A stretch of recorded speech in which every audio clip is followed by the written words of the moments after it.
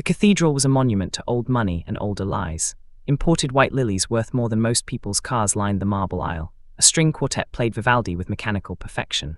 700 of the world's elite sat in pews that cost $5,000 per seat, their designer gowns and tailored tuxedos a sea of practiced elegance. Everything was perfect. Everything was controlled. Everything was exactly as Elliot Van Rake had orchestrated it. Then the heavy oak doors exploded inward. The sound shattered the sacred silence like a gunshot. Heads whipped around. Gasps rippled through the crowd. The quartet's violins screeched to a discordant halt. Han Tae-Sung stood in the doorway, and he looked like vengeance carved from shadows. The black suit was tailored to perfection, molding to his frame like a second skin. But it was his eyes that made the wedding guests freeze, dark, cold, and calculating, the kind of eyes that had watched men beg and decided their fate without blinking. Those eyes swept across the cathedral with predatory precision, cataloguing exits, counting security personnel, assessing threats with the efficiency of a man who'd survived 3 assassination attempts before his 25th birthday. Then they found her. Layla Monroe stood at the altar in a dress that probably cost more than the apartment they'd once shared. Her dark skin glowed against the white silk, her natural hair styled in elegant locks that cascaded down her back. She was breathtaking. She'd always been breathtaking. 5 years hadn't changed that. 5 years since he'd shattered her heart to save her life. 5 years since he'd disappeared without explanation, leaving her to believe he'd simply gotten bored of loving her. 5 years of convincing himself it had been the right choice. Security, Elliot Van Rake's voice cut through the stunned silence. He stood beside Layla, his hand possessive on her arm, his handsome face twisted with barely concealed rage beneath his billion-dollar smile. Remove this man immediately. But Tae-Sung didn't move, didn't flinch. 6 security personnel in poorly hidden earpieces started moving toward him, and he simply raised one hand. The gesture was minimal, but it carried the weight of absolute authority. They stopped. Because even here, in Elliot's carefully constructed kingdom of wealth and influence, some men carried a different kind of power. The kind that didn't come from stock portfolios or political connections. The kind that came from blood, legacy, and the knowledge of exactly how fragile human bones really were. "I'm not here to stop the wedding," Tae-Sung said, his voice carrying through the cathedral with quiet intensity, Korean accent threading through perfect English like steel wrapped in silk. "I'm here to pay my respects. Say goodbye properly this time." It was a lie. He'd planned to watch from the shadows, verify she was truly happy, then disappear back into the darkness where monsters like him belonged. One last look at the only woman who'd ever made him feel human. But then he saw the ring bearer. Before I tell you what happened when Tae-Sung's entire world stopped spinning, smash that subscribe button and hit the notification bell for Mafia Moonlight Tailies. Drop a comment telling me if you think he should fight for her or let her go, and share this with someone who loves intense romance. Trust me, what happens next will leave you speechless. The child was small, maybe 5 years old, dressed in a miniature tuxedo that matched the groomsman perfectly. He walked down the aisle with the careful concentration of a child trying very hard to be good, holding the satin pillow bearing the rings like it was made of glass. Asian features, mixed heritage, Korean and black, a beautiful blend that created something uniquely striking. And that face. Tae-Sung had seen that face every morning in the mirror for 33 years. The same sharp jawline that would become more pronounced with age. The same serious expression, that slight furrow between the eyebrows when concentrating. The same exact shape of the eyes, down to the way the left one was fractionally more narrow than the right. The world tilted on its axis. The cathedral with its soaring ceilings and stained glass windows suddenly felt too small, too hot. Tae-Sung's carefully controlled breathing stuttered. His hands, which had held guns steady through firefights and signed death warrants without trembling, clenched into fists so tight his knuckles went white. Impossible. But the evidence walked down the aisle on small, careful feet. The boy reached the altar, looked up at Layla with complete adoration, and smiled. Tae-Sung's smile, the crooked one that only appeared when he was genuinely happy, the one he'd thought died the day he left her. Layla's eyes, those beautiful, expressive eyes that had once looked at him with love, now watched him with something between terror and fury. She clutched Elliot's arm tighter, and Tae-Sung suddenly understood with crystal clarity why a woman who'd once told him she'd rather die than marry for anything less than love was standing at this altar. Elliot Van Rake wasn't just a billionaire rival. He was leverage. He was a trap. He was using Layla and his son. The boy Tae-Sung never knew existed. "So you need to leave," One of the security guards had found his courage, advancing with his hand moving toward his hip. Amateur, Tae-Sung could disarm him in 3 moves without breaking eye contact with the altar. But he didn't need to. Because Tae-Sung had built an empire on reading people, on understanding motivations, on seeing the game behind the game. And as he watched Elliot's hand tighten on Layla's arm, not comforting but controlling, as he saw the slight flinch she tried to hide, as he noticed the way the boy kept glancing at Elliot with something that looked like carefully learned caution, the entire picture snapped into focus. This wasn't a wedding, this was a hostile takeover. Elliot had found Tae-Sung's greatest weakness, the one he'd sacrificed everything to protect, and weaponized it, had somehow discovered the son Tae-Sung never knew he had, and used that knowledge to trap Layla, to position a Han heir in his pocket, to hold the very future of the Korean syndicate in his perfectly manicured hands. And Tae-Sung had walked away 5 years ago thinking he was protecting her from his world, when all he'd done was leave her defenseless in a different kind of war. "Do you, Layla Monroe, take this man?" the priest began, his voice uncertain, glancing between the bride and the intruder. Tae-Sung moved. Not toward the guards, not toward Elliot. He walked straight down the center aisle, his footsteps echoing on marble, 700 sets of eyes tracking his approach. He moved like a man who'd decided that consequences were problems for a future he might not live to see. He stopped 3 feet from the altar, close enough to see Layla's pulse hammering in her throat, close enough to see Elliot's mask of civility crack, revealing something cold and cruel beneath, close enough for the boy to look up at him with curious, intelligent eyes. "You have something that belongs to me," Tae-Sung said quietly, his gaze locked on the child. Elliot's laugh was ugly. "I don't know what you're talking about." "Yes," Tae-Sung's voice dropped to something dangerous, something that made the security guards unconsciously step back. "You do." He looked at Layla then, really looked at her, and saw the truth written in her eyes. Guilt, fear, defiance, and underneath it all, buried deep but still burning, the embers of something that had once been love. "How old is he?" Tae-Sung asked, though he already knew. Layla's voice was barely a whisper. 5, he just turned 5. 5 years she'd been pregnant when he left, had carried his child, raised his son, and he'd never known, hadn't been there for any of it. And now Elliot Van Rake thought he could just claim what was Tae-Sung's by blood, by right, by every law that mattered in the world Tae-Sung came from. "No." Tae-Sung crouched down, bringing himself eye level with the boy. Up close, the resemblance was even more devastating. This was his legacy, his blood, his second chance at something he'd thought he'd lost forever. "What's your name?" he asked gently. The boy looked at Layla, seeking permission. She nodded, tears streaming down her face, ruining her perfect makeup. "Leo," the boy said with the serious tone of a child trying to impress adults. "Leo Monroe." Monroe, not Van Rake, not yet, there was still time. "Leo," Tae-Sung repeated, letting himself smile for the first time since entering the cathedral. "That's a good, strong name." Then he stood, lifted the boy into his arms. His son, his heir, his entire world compressed into 40 pounds of miniature tuxedo and wide, curious eyes, and turned to face the assembled elite. "This wedding is over," he announced, his voice carrying the absolute authority of a man who'd commanded armies, who'd made kings of pawns and reduced empires to ash. "Because this child, my child, will not watch his mother marry the man who's been blackmailing her." Chaos erupted. The invitation had arrived 3 days ago, wrapped in cream vellum so expensive it felt obscene. Tae-Sung had been in a warehouse in Busan, overseeing a shipment that could either secure the Han Syndicate's position in Southeast Asia or start a war with the Yakuza. His second-in-command, Min-jun, had handed him the envelope with the kind of careful neutrality that meant trouble. Tae-Sung had opened it with blood still drying on his knuckles from a negotiation that had gone sideways. "Mr. Elliot Van Rake and Ms. Layla Monroe request the honor of your presence." The words had blurred, his vision had tunneled. For 5 seconds, Han Tae-Sung, the man who'd orchestrated 3 coups, survived 2 betrayals, and built an empire on calculated violence, forgot how to breathe. Layla, his Layla, except she'd never been his, not really.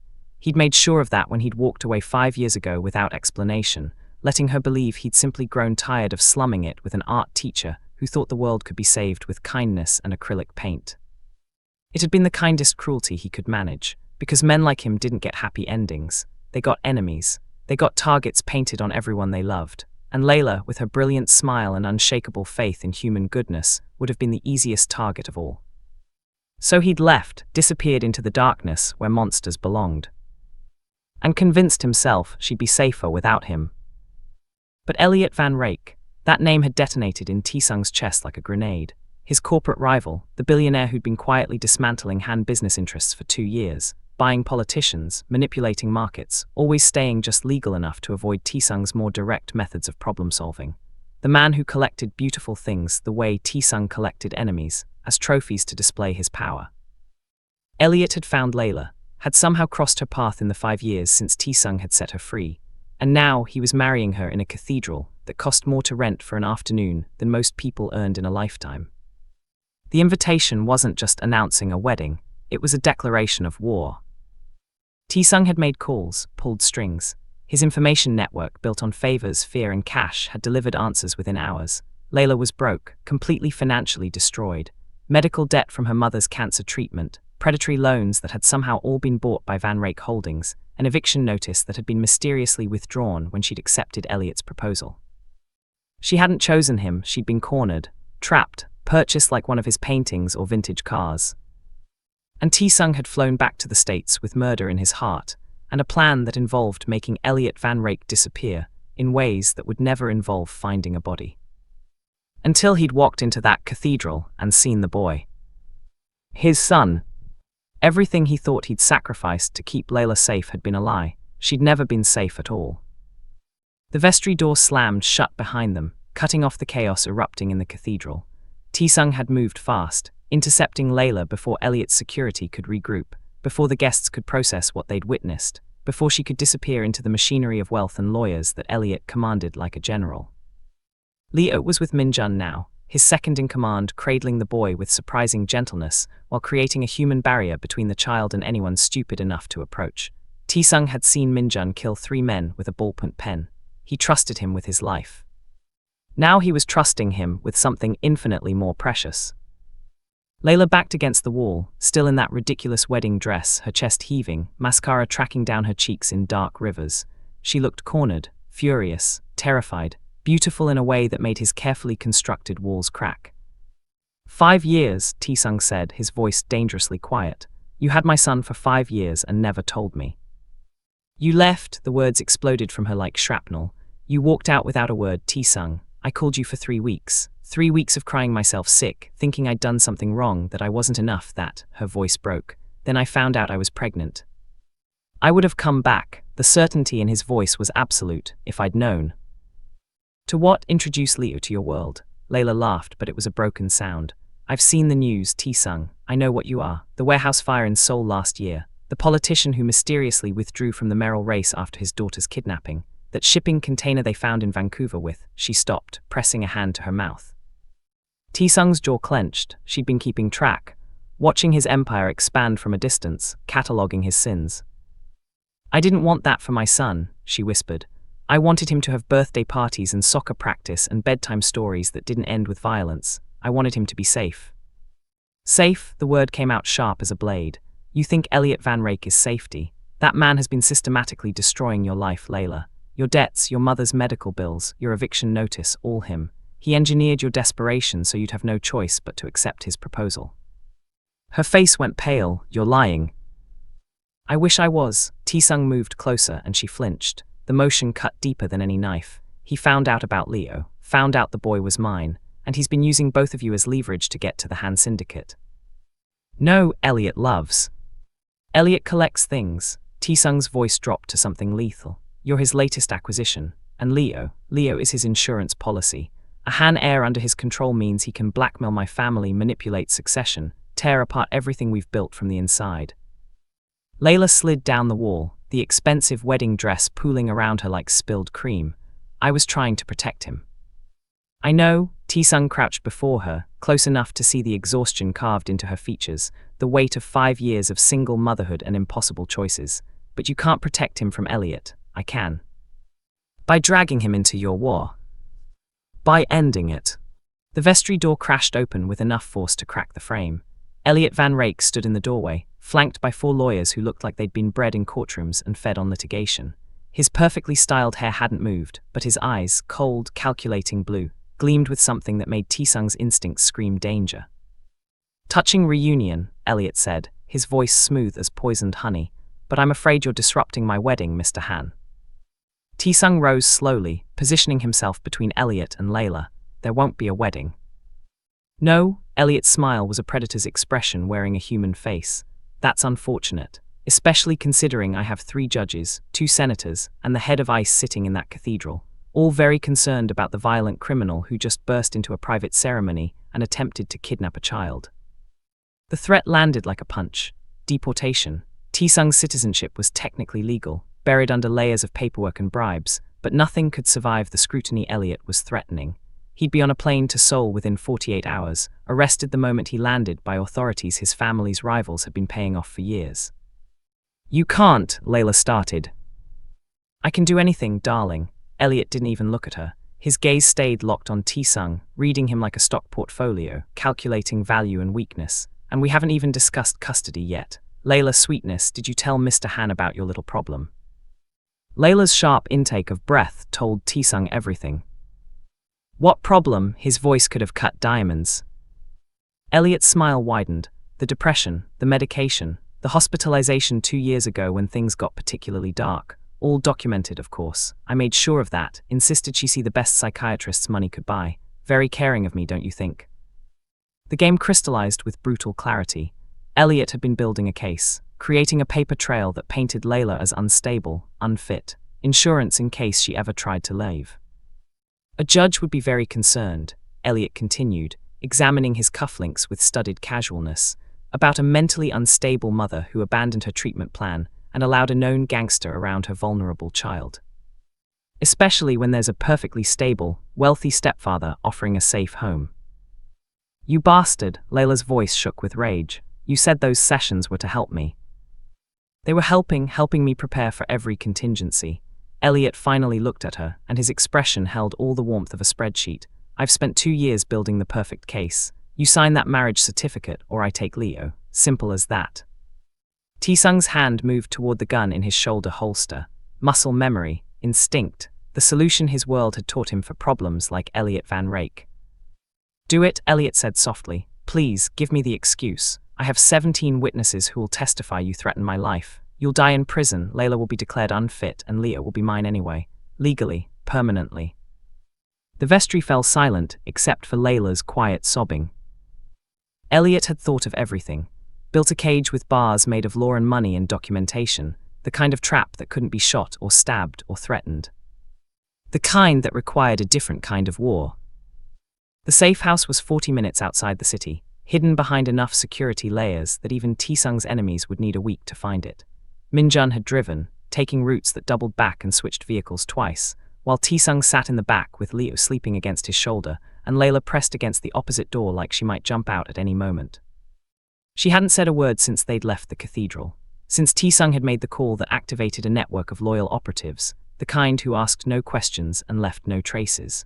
Since Elliot's lawyers had tried to physically block their exit, and discovered that money couldn't stop a man who'd built an empire on knowing exactly where to apply pressure to make bones break.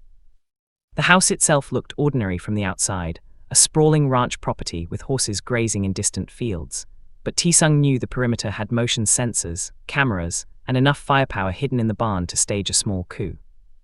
This is kidnapping, Layla said as Min-jun disappeared to coordinate security. Her first words in 40 minutes, and they cut like she'd meant them to. This is protection. Tae-Sung laid Leo on the leather couch in the living room, the boy still unconscious from whatever mild sedative Min-jun had administered when he'd started crying for his mother. Necessary, temporary, it still made Tae-Sung's chest ache. From what? You're the dangerous one here. But her voice lacked conviction. She was staring at Leo with the exhausted love of a mother who'd been fighting alone too long. Elliot will make his move within 24 hours. He'll use every legal channel, every political connection. He'll paint you as unstable and me as a monster. Tae-Sung moved to the window, scanning the tree line from habit. Here, he can't reach you. And then what? We hide forever. Layla wrapped her arms around herself, the wedding dress absurd in the safe house's tactical simplicity. Leo starts school in 2 months. He has friends, routines, a life. He has a target on his back. Tae-Sung turned, and something in his expression made her step backward. Elliot won't stop. Men like him don't accept losses. They double down. Then what do we do? The question hung between them, loaded with 5 years of unspoken pain. Tae-Sung crossed the room, slow enough that she could retreat if she wanted. She didn't. "We dismantle him," he said quietly. "Legally, financially, completely. I have resources Elliot can't imagine. People who owe me favors that run deeper than money. Maury violence. Information, leverage, the kind of war he won't see coming." Tae-Sung's hand lifted, almost touching her face before he stopped himself. "I know you hate what I am, Layla, but what I am is the only thing standing between our son and a monster in a tailored suit." "Our son," the words shifted something in her expression. "Why did you really leave?" she whispered. The question he'd been dreading, the truth he'd buried under 5 years of necessary cruelty. "Because loving you made me weak," Tae-Sung said, his voice rough, "and in my world, weakness gets the people you love killed." Layla's eyes filled with tears, and now I'm already weak, so I might as well fight for it. Leo woke at dawn, confused and calling for his mother. Tae-Sung heard the soft cries from his position in the hallway where he'd been standing guard, gun within reach, sleep a luxury he'd long ago learned to function without. He found Layla already there, curled on the couch with Leo in her arms, murmuring reassurances. The boy's eyes, his eyes, were red-rimmed and suspicious when they landed on Tae-Sung in the doorway. "Who's that man, Mama?" The question punched through Tae-Sung's chest. That man, not father, not even a name, just a stranger who'd crashed his almost stepfather's wedding and stolen him away to an unfamiliar house.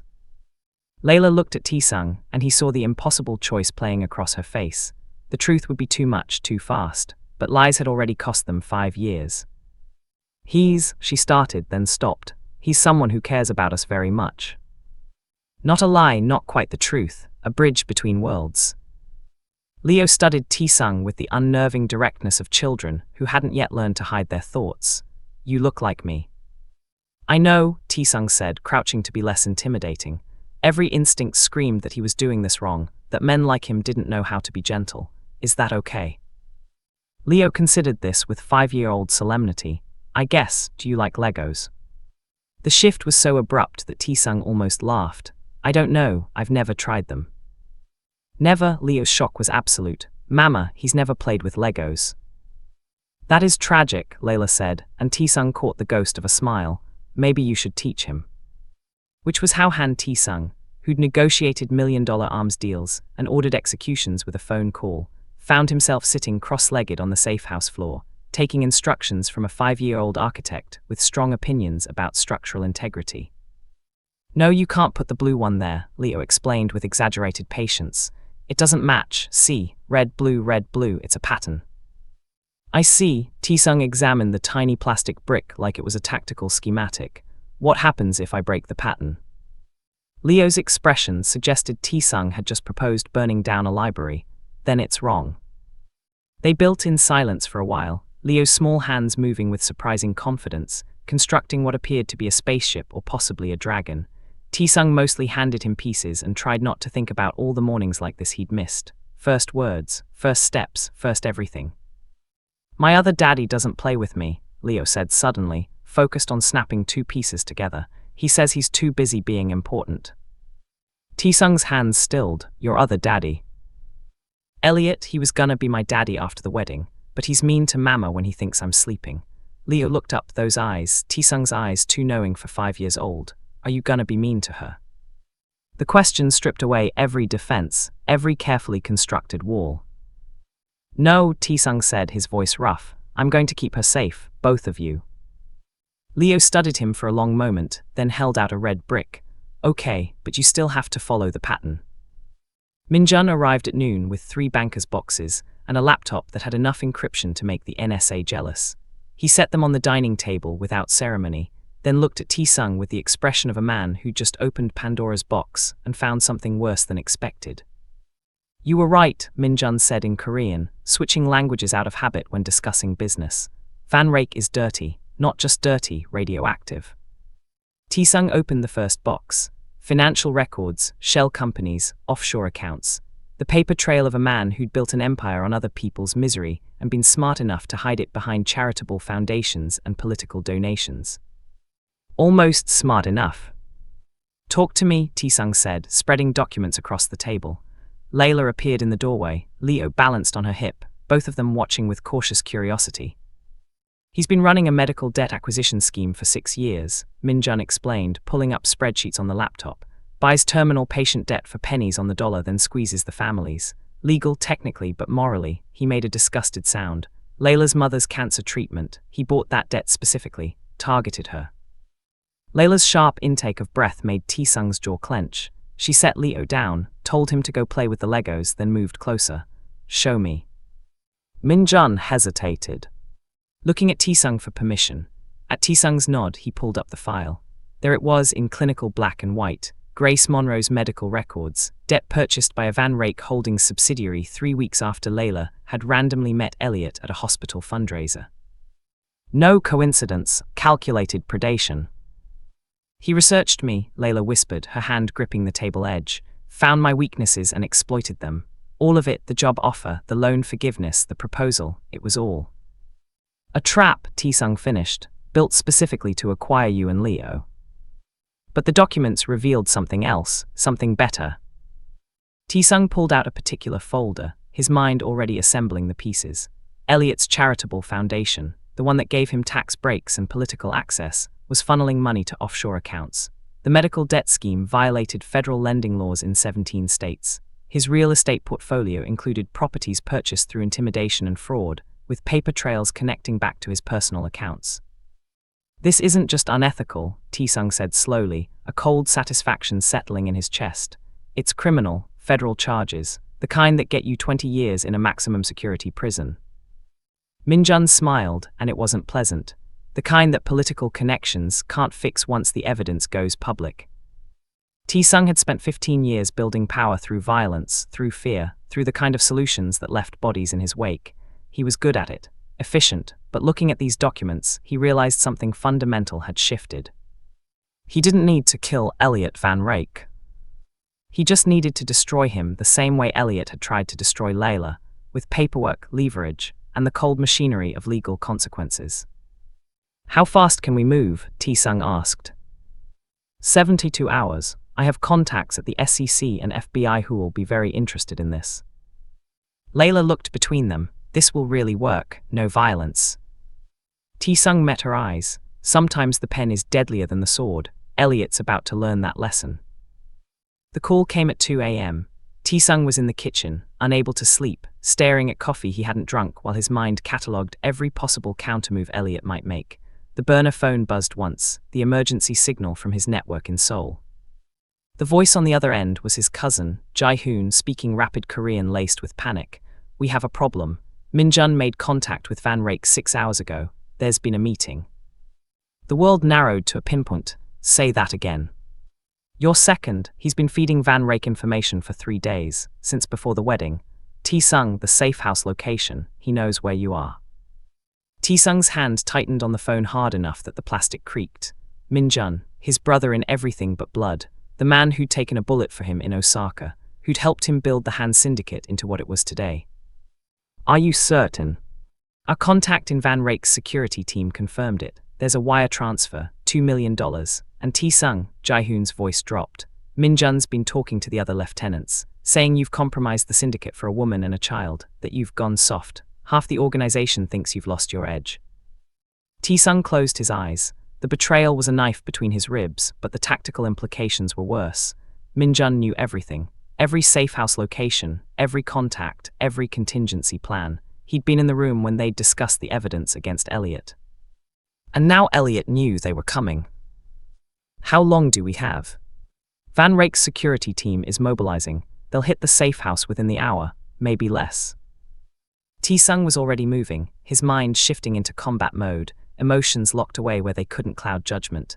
Jae-hoon, I need extraction. 3 people. The woman and child are non-negotiable priorities. Already arranged, there's a helicopter 20 minutes out. Tae-Sung ended the call and found Layla standing in the hallway, wrapped in one of his shirts, her eyes wide with the kind of fear that came from understanding violence by proximity. We have to move, he said, already pulling the go-bag from the closet. Passports, cash, weapons, the tools of a life spent running. Now. What happened? My second-in-command sold us out. The words tasted like ash. Elliot's people are coming. To her credit, Layla didn't waste time with questions. She ran to get Leo, already wrapping him in blankets while the boy mumbled sleepy protests. Tae-Sung moved through the house with lethal efficiency, checking exits, counting minutes. Min-jun's betrayal had been calculated, timed for maximum damage. The evidence against Elliot was here, in the house, and they'd have to leave it behind or risk not making it to the helicopter. No choice. He grabbed the laptop, left the paper files. Digital was faster, harder to destroy. Through the window, he saw headlights in the distance. Multiple vehicles moving fast, no attempt at stealth. They were out of time. Layla, Tae-Sung said quietly, and something in his voice made her freeze. When we get outside, you run for the tree line. Don't look back, don't stop, no matter what you hear. Her eyes filled with understanding and terror. Tae-Sung. Promise me. I promise. He handed her the laptop and his gun, then let's go. The extraction had failed. They'd made it to the helicopter barely, with bullets chewing through the night air and Elliot's security team closing in. But the pilot, another one of Min-jun's recruits, had put them down at the industrial docks instead of the airfield, claiming engine trouble. Then he'd pulled a gun. Tae-Sung had put 3 rounds in him before the man could finish his sentence, but the damage was done. They were trapped in a maze of shipping containers and rusted machinery, with Elliot's people forming a perimeter, and the sound of Leo's terrified crying echoing off metal walls. Now they crouched behind a container marked with Chinese characters, Layla clutching Leo against her chest while Tae-Sung calculated impossible odds. He had 1 gun with 4 rounds left. There were at least 8 hostiles, possibly more. The only cover was the containers themselves, and those could become coffins if they were pinned down. There's a boat, Layla whispered, pointing through the gap between containers. 50 yards, if we can reach it. You can reach it. Tae-Sung checked his magazine, already knowing what had to happen. I'll draw their fire. When you hear shooting, you run. Don't stop until you're on that boat and moving. No, her voice was steel. We stay together. It's Layla. You don't get to leave me again. Her eyes blazed with 5 years of abandonment and new, terrifying hope. Not when I just got you back. Leo's crying had quieted to hiccuping sobs. He looked between them with a child's terrible understanding that adults were scared, which meant something very bad was happening. I want to go home, he whispered. Soon, Tae-Sung promised, touching his son's face for what might be the last time. But first we're going to play a game, a running game, and Mama's going to hold you tight and you're going to be so brave. The flashbang came through the gap without warning, bouncing twice before Tae-Sung registered what it was. Time slowed. He saw Layla turning, instinctively curling around Leo, saw the grenade still rolling, saw the future where it detonated and his family was torn apart by shrapnel and concussive force. He moved. His body covered theirs completely, arms wrapping around both of them, making himself the shield between them and the blast. The explosion was a physical force that drove the air from his lungs and turned his world white. His ears rang, his back burned where shrapnel had found flesh. But Leo was crying, which meant Leo was alive. Layla was screaming his name, which meant she was alive. That was all that mattered. Then the shooting started. Tae-Sung pushed them toward the boat through sheer force of will, returning fire with his remaining rounds, each shot placed with the precision of a man who'd been killing since he was 17. 2 hostiles down, 3, his gun clicked empty. They burst from cover, running across open concrete, 30 yards to the boat, 20. Tae-Sung saw the muzzle flash from the container above them before he heard the shot. He twisted, putting himself between the bullet and Leo's small body. The impact was a white-hot poker through his shoulder, spinning him sideways. He stayed on his feet through pure stubbornness, still pushing them forward. 15 yards. Another shot, this one caught him in the ribs, and his legs buckled. 10 yards. Go, he roared, blood in his mouth. Layla reached the boat, Leo in her arms, and Tae-Sung let himself fall. Tae-Sung woke to sterile white and the smell of antiseptic. Not a hospital. Hospitals asked questions and filed reports. This was one of his private facilities, the kind where doctors didn't exist on any official registry and patients were ghosts who bled and healed in silence. Layla sat beside the bed, her hand wrapped around his, her head bowed in either prayer or exhaustion. She looked up when his fingers twitched, and the relief that flooded her face made every bullet worth it. Leo, his voice came out rusted. Safe, Jaehoon has him in a hotel with enough security to protect a president. She squeezed his hand harder. You've been out for 3 days. They had to remove the bullet from your ribs. It was close to your lung, Tae-Sung. you almost. But I didn't. He tried to sit up and immediately regretted it. Elliot. In federal custody, your cousin made sure the evidence reached the right people. The FBI raided his offices yesterday. They're calling it the biggest financial fraud case in a decade. Her smile was grim. He's looking at 40 years minimum. Tae-Sung closed his eyes, letting the victory settle. It should have felt better. Instead, it just felt tired. Min-jun. Dead, he tried to run when the FBI came for Elliot. Your people handled it. Of course they had. Betrayal in the syndicate only ended one way. Tae-Sung should have felt satisfaction. Instead, he felt the weight of 15 years of blood and violence pressing down on his chest worse than any bullet wound. I'm done, he said quietly. Layla went still. Done. With all of it, the syndicate, the empire, the crown made of other people's bones. He looked at her, this woman who'd somehow survived loving him twice. I want out, completely. They won't let you just walk away. They will if I give them something better. He'd been planning this since he'd watched Leo play with Legos, since he'd realized what he'd been sacrificing for power he didn't even want anymore. Jae-hoon can have it, all of it, the territory, the contacts, the legacy. He's smarter than me anyway, less brutal, exactly what the organization needs. And us. The question held 5 years of hope and heartbreak. There's a coastal town in Northern California, small, quiet, the kind of place where the most dangerous thing is a riptide. Tae-Sung's hand found hers, their fingers lacing together like they'd never been apart. We could start over. New names, clean records, I've been making arrangements. What about Leo? He gets a father who reads him bedtime stories without a gun within reach, a mother who doesn't have to choose between love and safety. Tae-Sung's voice roughened. He gets normal, the thing we never had. Layla was crying, silent tears tracking down her face. Is that really possible? I don't know, but I'm willing to die trying. 3 months later, Tae-Sung stood on a beach watching his son chase waves. Leo's laughter carried on the salt wind, pure and uncomplicated, the sound of a child who'd already forgotten about cathedral crashes and midnight escapes. Layla leaned against him, her head on his shoulder, her hand resting on her stomach where new life was just beginning to grow. No regrets, she asked.